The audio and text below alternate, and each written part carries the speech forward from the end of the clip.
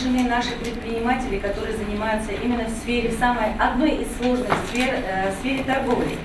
Поэтому мы очень рады вас сегодня видеть. Конкурс состоит из двух этапов – презентация предприятия и подведение итогов деятельности. Судейская коллегия оценивает стабильность работы на рынке торговли, объем товарооборота, зарплату, наличие или отсутствие прогрессивных технологий и благотворительных акций. Общая площадь 200 квадратных метров. Здание оснащено современными видами вентиляции и коммуникации. В виде прогрессивных форм торговли используются расчеты банковскими картами, установлены кассовые аппараты. Жюри тщательно оценивает каждое выступление и выявляет лучших. Сегодня первое место разделили два конкурсанта. Награждается победитель конкурса «Лучшее предприятие торговли». Победители конкурса «Лучшее предприятие торговли», проходившего в рамках программы защиты прав потребителей торговый дом «Парус».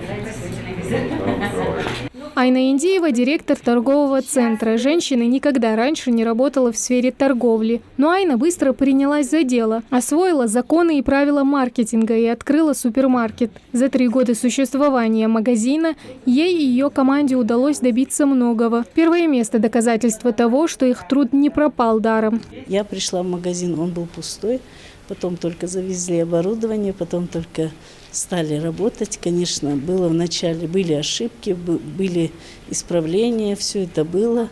Но в настоящее время, я думаю, покупатель наш доволен. Мы делаем акцент на низкие цены, на внимание к покупателям и стараемся доступный ассортимент расширять с каждым разом. Вывести бизнес на новый уровень в регионе сложно без поддержки, поэтому развитию предпринимательства уделяется большое значение. И такие конкурсы – еще одно подтверждение этому, говорят собравшиеся. По решению этих проблем в сфере торговли. И проведение сегодняшнего конкурса послужит каким-то новым импульсом, даст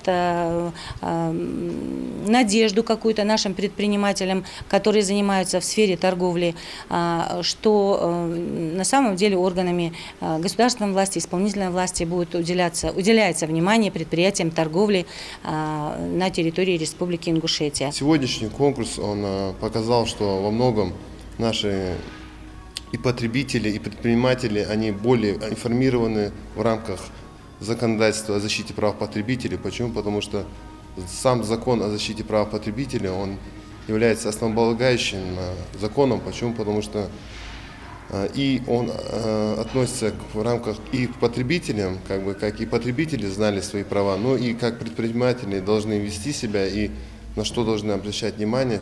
Организаторы планируют закрепить опыт проведения конкурса «Лучшее предприятие торговли», сделав его ежегодным. Тамара Хашагульгова, Магомед Даскиев, Новости 24.